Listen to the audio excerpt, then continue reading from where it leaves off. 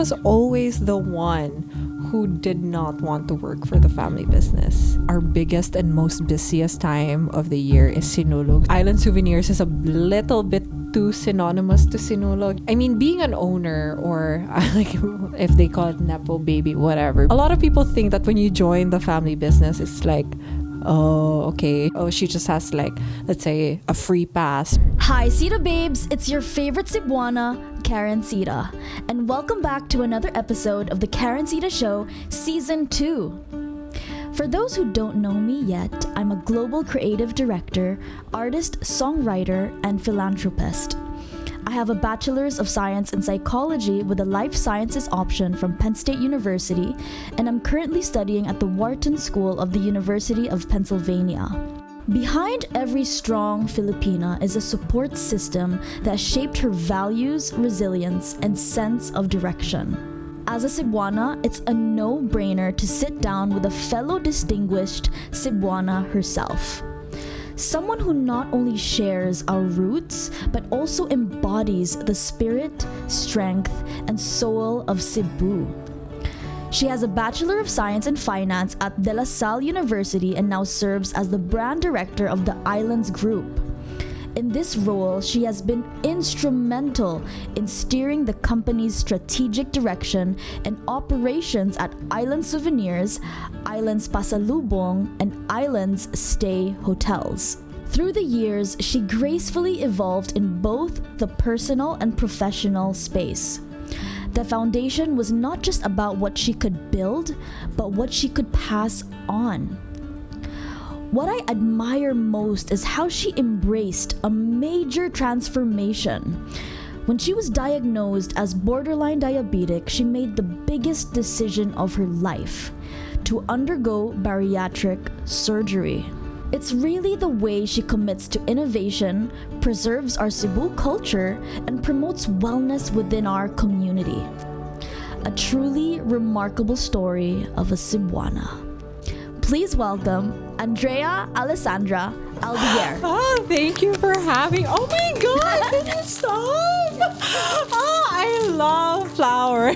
I do too. Yeah, oh my gosh, I always make it a point to have fresh flowers at home. Lahi oh my ragyot. God. Lahi You want to ragyot. padaplin it. Dito na lang sa dong. Ibutang dito dong. Thank you so No, much. thank you so much for being here. I am obsessed. No, I'm obsessed. We haven't even started talking yet, but I'm really excited to dig deep behind the story of the Islands Group. Yeah. But before we start, I'm gonna put you in the hot seat. Oh my God. This is not in the questionnaire. Okay, go. Okay, so you have 60 seconds. You can't overthink. Okay. Are you ready? Not really, but okay, go. 3, 2, 1, timer starts now. Tennis or Pilates? Tennis. What's sexier, ROI or impact? ROI. Signature perfume? Oh my gosh. Tamborins, chamo. Wedges or flats? Flats. Favorite Cebuano dish? Favorite Cebuano dish, humba. Wow. What's one thing in your bag that would surprise people? Oh my God. I carry 2 notebooks. Monday in one word. Monday in one word. Sets the tone. Leadership in one word. Community. Tourism in one word. Beautiful. What's one thing you always ask before approving a new hired employee? I always ask, what is your perception of Island Souvenirs today? Dream travel destination. Turkey. If you could have dinner with any 3 people, dead or alive, who? Oh my gosh. Okay, Stanley Tucci. Oh my gosh. Maybe Gordon Ramsay. And then Will Ferrell. Interesting. Yes or no? Are you single? No. 3 qualities you look for in a guy or husband. Okay, definitely hardworking. Maybe kind, and someone with a great sense of humor. Okay. Best piece of advice your mom ever gave you? My mom ever gave me is... Oh gosh, it's so funny because I have this notes app of all the pieces of advice that she's given me Wow. through the years. Yeah. I guess in a relationship advice, the most important thing is really just to be kind to each other. Okay. And last question. 1 word to describe the Islands Group. Vibrant. 4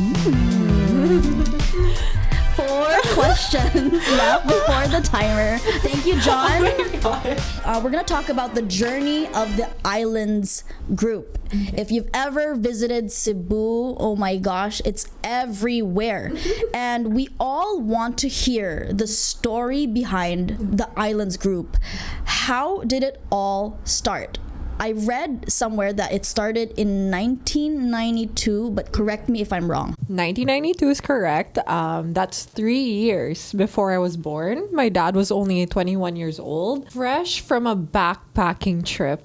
And by the way, your dad's name is Jay Aldeguer, Yes. for those who don't know. Yes, okay. Jay Aldeguer. He is currently our founder and president, but still our CEO. So he's still very active in the business also. First and foremost, my dad's biggest dream, more than even a business or more than being successful, was really to be a husband and Family man. Yes, family man.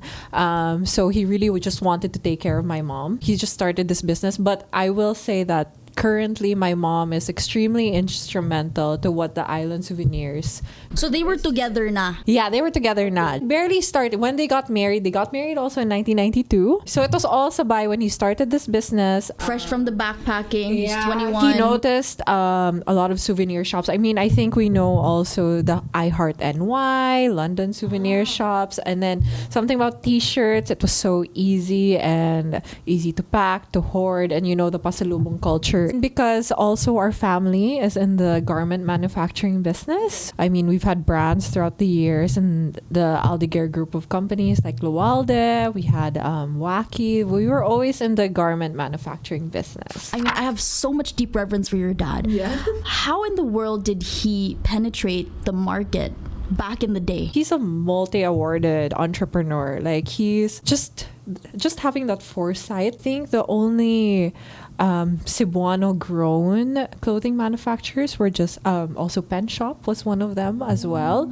So there weren't a lot. I think came in early, but also it's really about that hard work and dedication to your business also, which a lot of people have had great ideas, right? He always tells me this. Everyone has a great idea. Everybody can be an idea person. But then what takes it from like good to what it is now to great is really that grit and persistence. The barrier to entry in business before was a bit harder. I think they were... For sure. Right? They were only limited, right? How to market. Unsay diskarte niya ba? How was he a purple cow? I think he really started with just a cart in white gold selling t-shirts, and then it really just grew from there. So now you have how many branches? 70. Your dad, Jay, Yes. had his first SM outlet in 1993. Yeah. How did that happen? Oh, okay. So he always tells me the story of how he was a young guy really pitching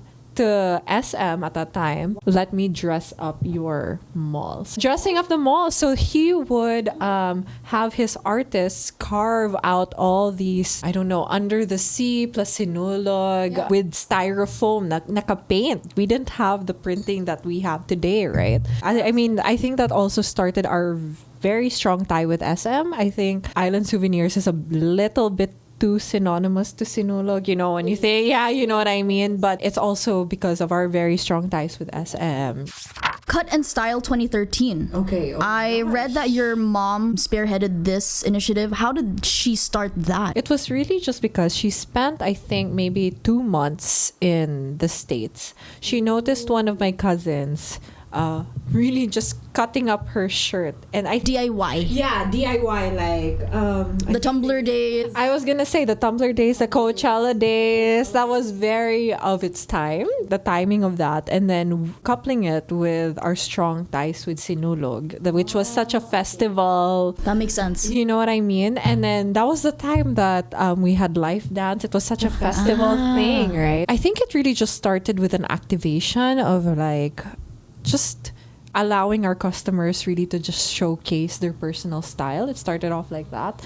And then the Islands Way is always trying to elevate an experience. So it started now, we were like, okay, we need an ambassador who's perfect, a Cebuana. And then we started getting endorsers. Then we started doing fashion shows. It really evolved until that, I would say, the pandemic. Consumer behavior has changed also as well. And then marketing, I mean, the way that we communicate with our market has also evolved. So maybe something like a fashion show has worked then, but we weren't so sure if it would work now, especially with the digital age. Right now, we're really focusing more on the customer experience. We recently launched our fully customizable and personalized studio. Yeah. Congratulations. Thank you. Yeah, so we try to, like now, instead of having just endorsers or let's say a big fashion show, now we're really trying to put all of our efforts and investments into Customer centric. Yeah, customer centric, exactly. Okay. Now that you've gone so far, I mean, this company was born way before you were born.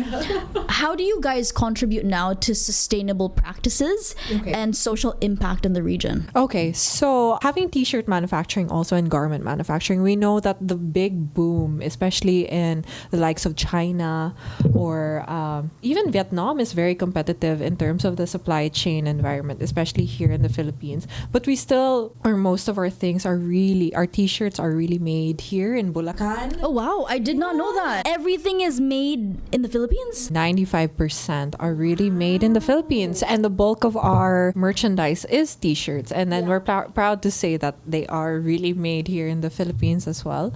And then we also have our consignment program for like local artisans to really have that platform. I mean, 70 stores. I mean, they're not present in all 70, but then I mean, it's also so important for us to really showcase the local artisans. So we have our wooden magnets, wooden keychains, very homegrown, made with sustainable materials and also local materials as well. More than a brand, Island Souvenirs is a cultural movement celebrating identity, pride, and place. Yes. It's known for reimagining the pasalubong experience.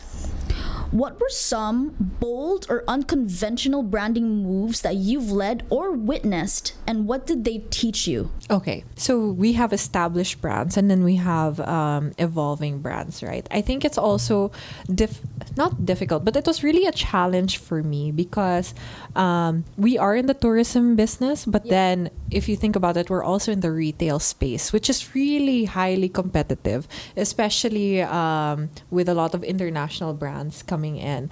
So for me, even though we don't really have a direct competitor, it was super important for me to evolve the brand without any pressure from outside competition as well. Yeah, I noticed while I was researching, I was trying to think who is their direct competitor. I can't think of any. You guys are dominating the market. Maybe the retail sector within the tourism industry. So a lot of people think that the tourism industry is mostly flights, hotels, you know, that's mainly what they think of tourism industry. But then for us, we're tourism retail. Tourism is still a sunrise industry in the Philippines, but also keep up with the retail landscape, which is so competitive now with a lot of the local brands in the scene. But since you mentioned that it's a tourism and retail business, would you say that it's sort of like a blue ocean strategy because you don't have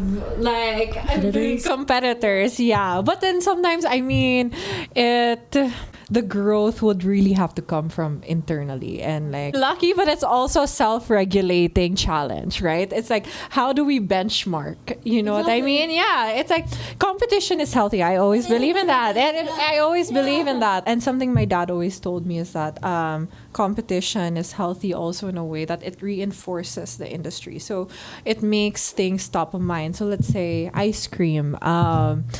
Let's say there's a time that frozen yogurt was all over. A category like milk tea, it's like it takes a lot. I mean, if let's say if there was only one milk tea brand in the Philippines, I don't think it would be as popular as if the whole milk tea industry was reinforced by its competitors. So it's something that, again, I mean, we're so humble in saying that. No one wants to compete. No, I mean, in a sense, now we are so aware that we're not top of mind. Like, we're not top of mind in your everyday life. Like, we're not as top of mind as, let's say, oh, I need to buy a shirt, let's go to Uniqlo. We know that. We're aware of that.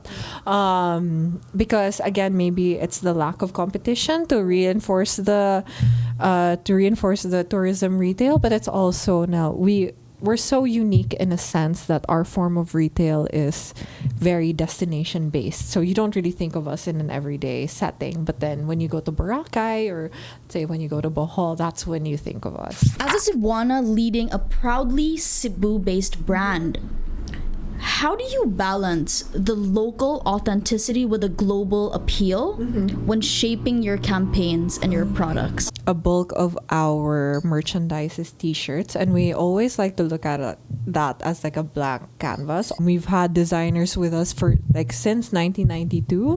Let's say our designs and our merchandise were true to the Filipino experience and heritage. Yes, and heritage. So who better to know that than our locals as well? In a fast-paced digital world, the trends come and go, like what you just said about the milk tea, the little coffee shops and all that. How do you decide as a brand director on what's worth pursuing and what might dilute the brand's long-term identity? Okay. This is such an interesting question. I like this. Especially our generation and the younger generation, we're always going to seek experiences. Travel is here to stay. Something personal, something so personal like a travel experience that's priceless. I think that will never go out of style. That people want to have keepsakes. That's why we take a lot of photos. That's why I think that's what's so nice about the souvenir industry. It's like an extension of, let's say, your travel experience and bringing that piece home with you. It says a lot about us as a society. The need for personalization and really showcasing your personal style. I think we still crave our personal touch to it, and that's why I really vouched for the new My Islands concept. So Island Souvenirs is really our bread and butter. Maybe a lot of the audience knows that it's merchandise, just basically souvenirs, your typical souvenir shops, but then basically destination merchandise. So wherever you go, like when you go to Bohol, when you go to Boracay, you'll find our merchandise there that is just very proudly showcasing the destination.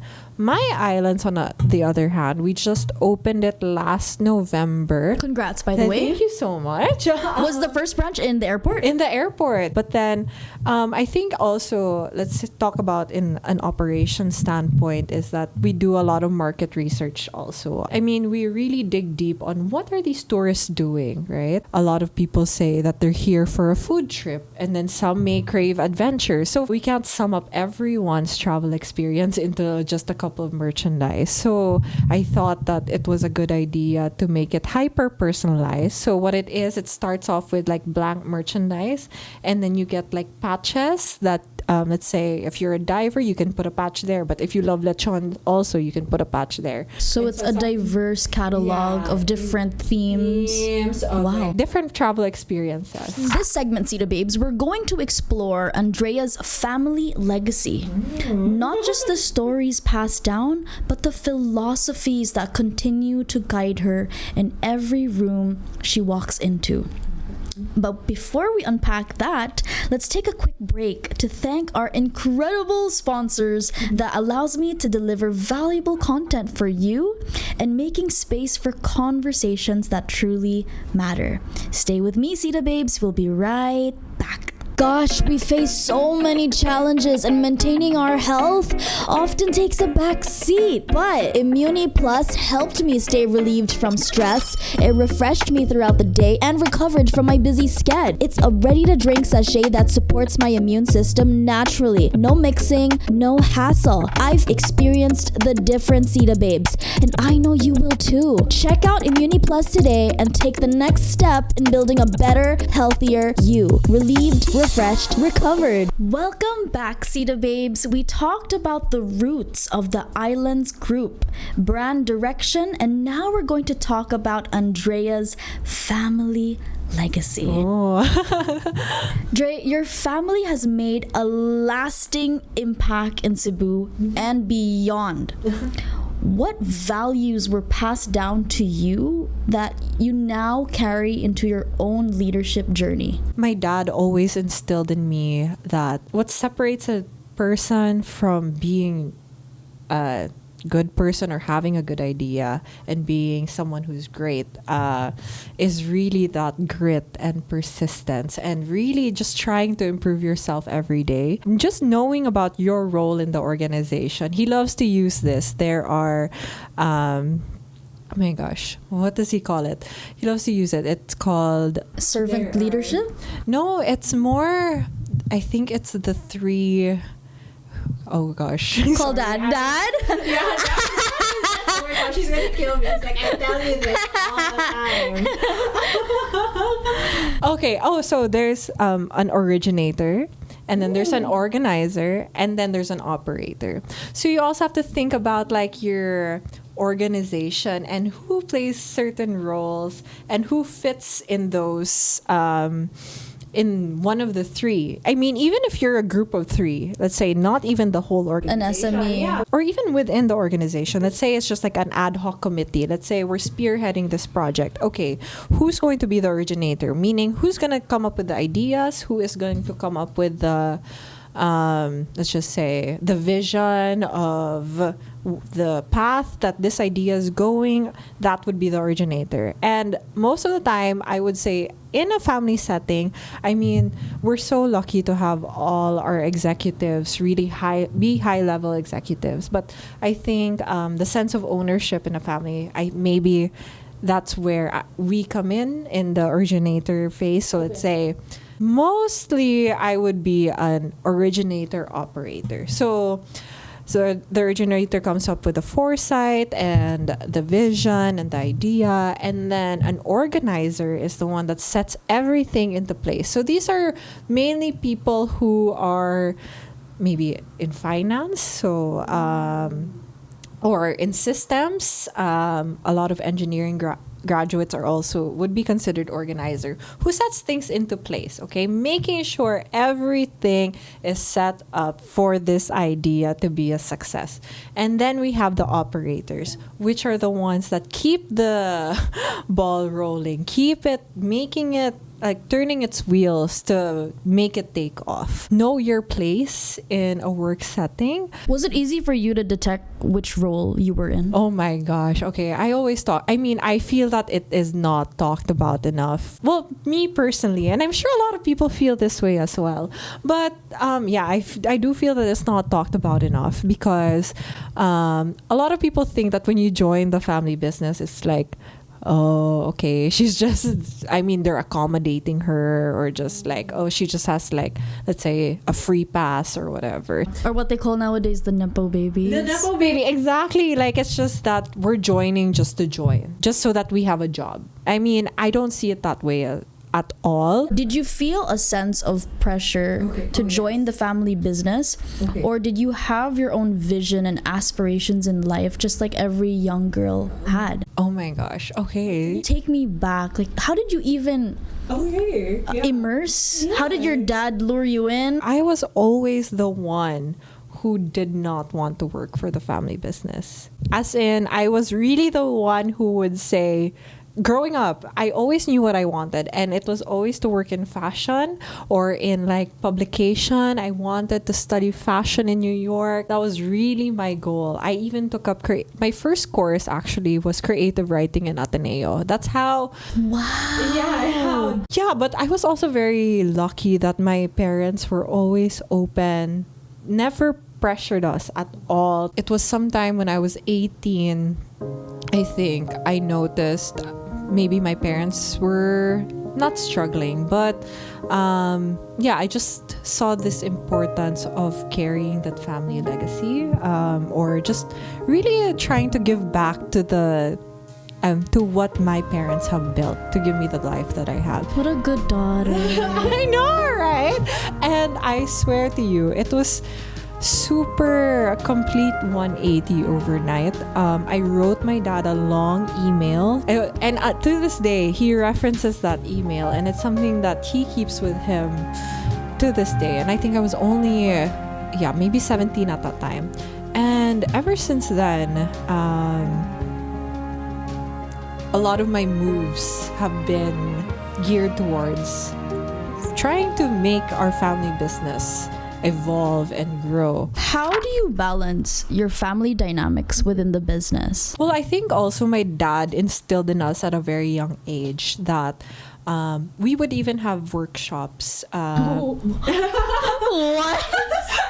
How old were you? There are actually people from Ateneo who really these professors who really specialize in these family business workshops. Yeah, in terms of really defining parameters within a family business. So then, because you'll have your board, right? So let's say, especially in a Filipino setting, your board, and especially in a family business, your board is usually family, right? But then you have to separate what is a family meeting, or let's say what is a family board meeting. Those are different things. To be honest, it's still a struggle nowadays. I mean, keeping personal from work. It's not that my family ever pressured me. It's more of I feel like I'm playing a role in a family organization, or in an organization, or in a business, and that business plays a big role in our family life as well, and vice versa. So it's hard not to marry the two. Does that scare you, Dre, that there is friction or difficult conversations to have between siblings or family, or does that excite you and you look forward to? I think it's always about just trying to see, like, example, if there is friction. My dad always also reminds us this, is that who cares if it's if we're fighting or arguing. The fact that we're even arguing about a certain things means that we both care. Exactly, like we both care enough. Top executives are bickering even in front of him. He loves it because it shows that both of them Are invested and care enough to really pour their energy into, I don't know, really thinking about how we can resolve something. They're basically the ones that are bickering in front of your dad. They're basically like the missionaries of your company, because there's two kinds of employees, the missionary and the mercenary. Yeah. The mercenaries are the ones that I are haven't like, heard this. Okay. they're living to 9 to 5, get the paycheck on the 13th and the 30th, and then the missionaries really want to fight for it. that. Exactly. They have a mission. Exactly. Oh, I love that. I'm gonna use that. Diba? My dad's gonna be like, No. where did you get that concept? When you hire ba, Yeah. you have to check missionary ba ni or mercenary. Well, I understand, but I also do see merit in those that just do. We're always looking for that in our top executives, but let's just say for some employees, I think that also plays an important role. Someone who just keeps the ball rolling. No big movements. So you know is what I that mean? is that how you see a good employee? They always have to strive to be their best selves. Okay. Yeah. Willing to learn. Adaptable, also resilient. Resilient to a point. We're not going to throw you in like the worst trenches, right? But you know what I mean? Because I hate that. Like when it's like, oh, like they give you the worst possible scenario. Navy SEALs training. Exactly. Like, no, don't worry. But yeah, someone who's always willing to learn and willing to improve is, and something that we also really support in our company is continuous learning. So we do have programs that we send them to school. We support their further studies. That's something that's super important. Wait, I'm not sure if you read the book Uncontainable. Okay. But the Container Store. Oh, are you familiar? No way. I love the containers. we can spend 24 hours there. Yeah, okay. Oh but anyway, gosh. they basically train their employees like constantly. They are obsessed with training. How often do you guys train your employees? Wow. Proper training, I would say, is really in the recruitment process. I think we're also very lucky in the sense that our biggest and most busiest time of the year is Sinulog. So a lot of our sales force undergo a training. To prepare for the war zone. To prepare for the war zone, exactly. And then that sets the tone for the rest of the year. Ay, naks naman. Parang shortcut. Ito na yung standard. Oh my gosh. Everything around us is like changing in such a rapid pace. So like an annual business review doesn't cut it anymore. You know what Actually. I mean? Let's go to women who lead. Oh, okay. I love this. Beyond the titles, beyond the accolades that you have achieved, what is success to you right now? Okay. Success to me. I think it's, especially when I used to be, let's say, plus size, or when I lost the weight, I loved that it created this sense of community that I advocate for wellness. I advocate for like loving your body. I always wanted to be that relatable person. Also, my dedication to working in the family business, like I said, it's not so much a stability thing, but it helps bring me closer to my family. It helps bring me closer to the legacy. But if you have a structure and a constitution and a family governance, that will just guide you. Yeah, that will just guide you and then make your relationships with your family better. Yeah, and understand them better, right? So I think I really do feel this sense of fulfillment that, you know, that my family, my parents can really rely on me. Oh, I don't think we mentioned this before, but then during the pandemic, I opened this online healthy grocery store. Yes. Better Food Market, yeah. As someone who strives in structure and routine, and that's just really my personality, that I really need structure, and I feel like entrepreneurship and being a one-man show, that really took its toll on me. So I would say doing Better Food Market really challenged me to be more creative, more resourceful, pushed myself, and not just even financially, but yeah, in terms of how can I make this work. Being an entrepreneur, you can't always stick to the script. Yeah, exactly. And I think that's what I do know that one of my dad's biggest things with me is that sometimes I spend more time planning or just making everything, like spend more time making sure it's all laid out properly than I spend actually doing. Executing, exactly. So so you're more of a thinker than a doer? Doer, exactly. Okay. I spend more time thinking than I actually do. Analyzing. Yeah, and I would say that's my biggest struggle. But then that's a strength though, Dre. Yeah, exactly. That is a strength. Yeah. What has been the most challenging leadership lesson that you've learned so far? It's learning how to delegate and delegate properly. So you're too hands-on? So my dad would always, I know I keep referencing my dad. Hi Dad, I know he'll probably watch this. Let's say in Sinulog, we launched so I wanted to do this thing of Sinulog shirts on demand. And then I was the one personally replying and coordinating with the Lalamove drivers. And my dad is really like, how are you gonna know on a macro sense, like what's happening there if you're on your computer talking to these Lalamove drivers? Yeah. But for me, it's like more of my way of saying that I'm really immersing myself. Okay. Yeah, you know what I mean? We all have that phase. Yeah, I just want to learn. I just want to start from, you know what I mean? So burnout. Yeah, exactly. Like micromanaging, right? And it's like, right? So you really have to learn how to let go and just trust your team.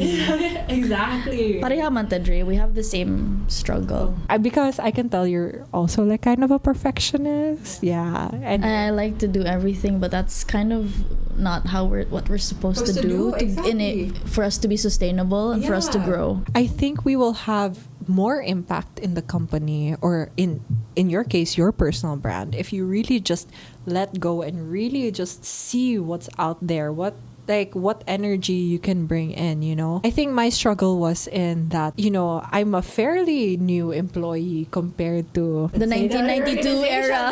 You know what I mean? Shout out to all you guys. Yeah. So it's like, for me, it's like, who am I to delegate them, right? I mean, even if I'm So you an feel owner- that way? Yeah, before.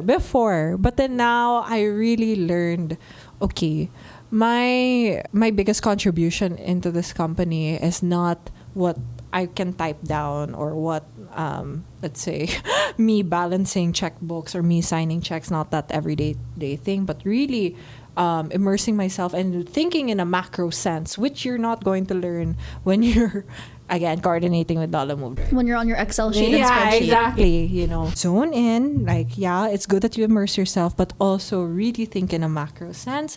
Take us to another level. You're not going to do that if you're just in the office In your on your spreadsheet. desk all the time. And I think that's also like a Go to the grounds. Yeah, exactly. Like balls to the wall. Oh my God, Like balls to the wall. Go out there. Respect to your dad, dude. Hi, Tito J. Okay, so those were the challenges of Andrea. Now, my last question for women who lead is, as a Cebuana with such a strong voice and influence, what kind of change or representation do you hope to bring to our next generation? You have done so many great things for our Cebuana community. Oh my God. And Cebuanas. Yun. Like, Thank you, Dre. On a global scale, that's really amazing. Thank you, Dre. I think all it takes is representation and a good role model. Exactly why we're here. Yeah. To inspire. Yeah, like I also always think of like, what if I was just a super like low-key girl? Yeah, like what if I was just like, a private girl? But why are you even on Earth? Like, what are you gonna do with your time? We have a specific time span. Yeah. We might as well make the most of our time, right? Yeah. What are we gonna do? What's our purpose?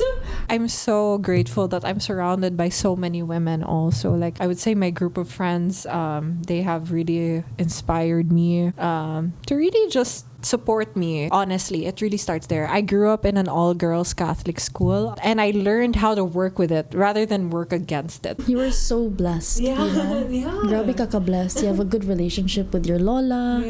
You have a best friendship with your mom. I saw you guys at the airport together. I texted you. I was like, are you here? We're always together. I could see that. And then I noticed that you also have a little sister that you take care of. Yeah. We often talk about success, but we rarely talk about what it costs mentally. Success isn't just about strategy or talent. It's about emotional stamina, healing from the past wounds, and waking up on the tough days when you don't even feel like getting up of your bed. Mental health is not just part of the journey. It is the journey. Anxiety is something so many people silently carry, especially those who seem strong on the outside. Can you share, Andrea, your personal journey with anxiety and how you've learned to navigate through a healthier mental health? I love what you said. It's not all about strategy, but it's really about like your mental, your emotional stamina. I'm gonna start using that, by the way, your emotional stamina. Because the office is like a war zone. Exactly. Even when you're negotiating, you have to be prepared. You have to be mentally prepared. You have to be prepared for letdowns, for rejection. More often than not, we're not taught how to really separate the feeling of being anxious and what is really anxiety as a mental illness. I was always in my head about everything. I mean, even to this day, in terms of, let's say, being in this working environment now, anxiety was really just sprung upon me. It was really just my problems that I had to deal with. So when I first entered, I would really go to my mom in her office every day, having kind of this imposter syndrome. Like, why am I here? Like, or why am I put in this role? I mean, being an owner, or like if they call it Nepo baby, whatever, being an owner, right? Whatever, right? Being an owner, it's like you're supposed to possess this leadership right off the bat, right? Having that sense of ownership right off the bat. But then, if you think about it, at the end of the day, you're really just a starting out employee. So for me, I was super anxious every day how to marry that. Like saying now, where is my place in this working environment? You know, it's like on one hand, I don't know as much as top executives or people who have been with us for like 25 years. Who am I to impose right my ideas on them? But at the same time, you know, I'm here for a reason. I'm here to bring new energy in. But how do I do that without coming off so strong, like without coming off as like, oh, I'm the owner, I'm here, okay, right? But what was your coping mechanism, Dre, on a daily basis? What's your some say it's box breathing, some say it's cognitive behavior therapy, some say it's therapy. I'm pro therapy. I've been through cognitive behavioral therapy. There was like EFT tapping. Think about like pressure point. What about mindfulness? Have you tried mindfulness? No. Okay, what am I feeling? Okay, to be really present, and there's so many people and I feel shy or anxious. Okay, what does this leather touch feel like? What's the smell of the room? Okay, now it brings me back. Oh, okay, I should really try that. What's the texture of this cup? I've learned so much about the gut-brain axis. Your gut and your brain are really more intertwined than we think. Let's say something like coffee that is like super high in caffeine, and then you drink that on an empty stomach, that can spike your hormones and then make your stress levels go up. You've overcome major personal and professional obstacles. What mindset or inner dialogue keeps you going even on the hard days? Always really been important to me to really establish myself. I think it's just really that inner drive, being pivotal in what's closest to you also. And I think that calms me down in a sense that I'm not expected to change the world, or not expected. It really starts in my household, and it really starts in my like small community, and it will just trickle down from there. What does rest and recovery look like for you? I told my boyfriend when we first started dating, okay, by the way, I do this thing where I go on do not disturb for like 5 hours. Wow. It's not personal to anyone or anything. My mind is already such a busy place. It's noisy. Exactly. I just need Grounding. Yeah, like to tune out everything else. But where do you go? I'm just in my condo. 5 hours? Literally just Holy shit, 5 hours. read a book, or I'll clean, or I'll fix, do something. But we're so easily accessible. Like we have so much access to information, and everything externally has so much access to us at every given time that sometimes it's just Overwhelming. Yeah. Okay, the laundry's running. Okay, the dishes are done. Oh my gosh, okay, my work. That's like ADHD. We're not saying or putting the line down that we have ADHD, but there are studies. Yes, exactly. There are studies, but do you multitask? I wouldn't say I'm the best at it. I mean, I am, but I try not to be, because I really see more merit in focusing On one thing on at a one time. Yeah. Yes. I see the merit in that as well. Rest and recover. Yeah, so you exactly. take 5 hours. I'm surprised that your boyfriend's chill with that, because I think my husband would low-key panic. He would panic. Like, is she okay? Yeah, right. To really recharge and reset, it's just, okay, all external factors off. Okay, it's just me and my mind, and let's just let all the thoughts go away. We are on the same page again, because when I have to write a song or just do anything creatively, my husband respects that space.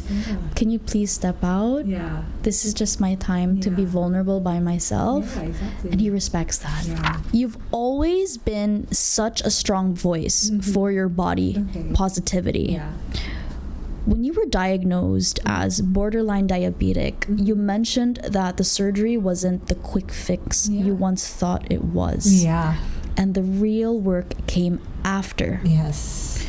What was the most surprising thing that you learned about yourself during the recovery period of your weight loss journey? Yeah, it was really, a lot of people think it is a quick fix. And what it is, for those of you who don't know, is that a bariatric surgery is essentially a surgery, it's laparoscopic. Basically cuts your stomach to be smaller. In turn, you eat less. In turn, you lose weight. That's basically it. A lot of people think it's lipo. It's not. It's something that is surgically done to your stomach. That it's not an easy way out. I mean, I'll be real, it kind of is, but also not, because you still have to be mindful about what you're eating.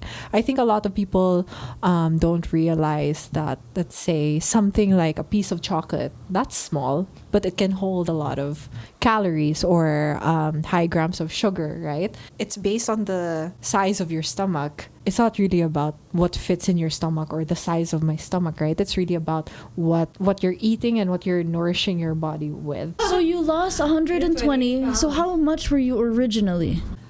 280, and she lost 120. I love that you touched based on, it's a continuous journey until now. Kickstarted a healthier lifestyle. What is next for Island Souvenirs? Food. Right now, that's really what we're focusing on. And then also, I'm happy to announce that Why Better Food is relaunching. So we're diversifying into the health and wellness industry. Dre, before I ask you the last question, what is your message to your mom and your dad? I can't sum it up in just thank you. The life that I have is really a testament to their hard work and dedication, to really always putting us first, like all their teachings, everything, and not just teachings, but my interactions with them day to day. We're such a clingy family, and we really are. It's something that is so irreplaceable, and that thank you for always helping me achieve my dreams. He always made me feel that no dream is ever too big, but you always have to work hard for it, and he'll always be behind us in helping us achieve those dreams. And with my mom too, my mom is, the most kind-hearted, such a big inspiration to me. She actually started out as a housewife. My dad was the one running it first. She was really there taking care of me, my brother, and then eventually my sister. Yeah, I just want to say thank you guys for really setting that foundation, making sure that we've lived a good life, but also helping us succeed in really improving ourselves also. And so our last question, Dre, we call this the healing playlist. Okay. I ask this for every guest. Which piece of art, song, or lyric, or anything related to art that resonates with you the most, that impacted your life the most? Oh, wow.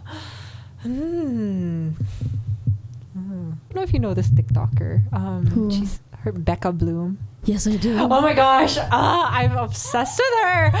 Okay, so she was talking about how more often than not, people aren't scared to fail. They're scared to be seen failing.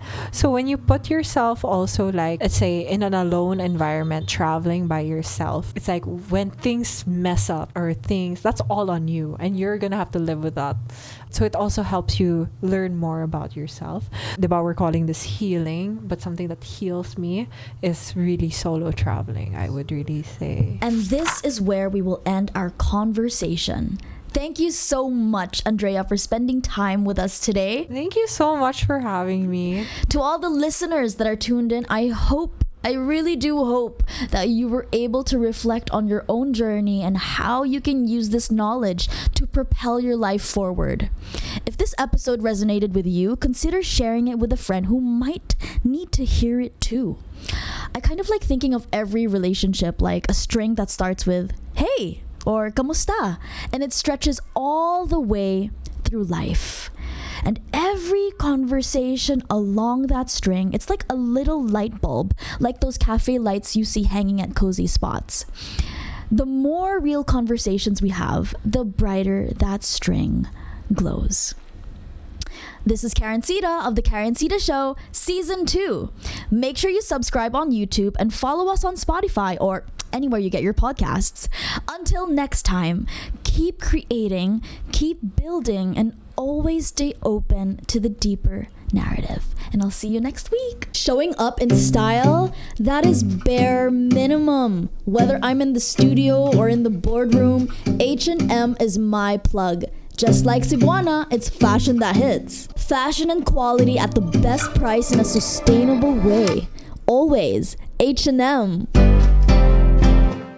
Surprise! Since you're a loyal Sita babe, I'm giving you a limited time 10% off discount on your next lash appointment at Yash Eyelash Cebu. Just use my code #YashKarencitta10. You're welcome! Hi, Sita Babes. As a global creative director, I navigate both the creative and entrepreneurial worlds. I've always been in the pursuit for the untold narrative, the lessons that lie beneath the surface, and the unique perspectives that can shape a deeper connection within our community. It's these incredible stories that shape who we are and connect us in unexpected ways. Welcome to the Karencitta Show, Season 2. We're going to have intimate and inspirational conversations with thought leaders about topics that truly matter. After all, we all have a story to tell.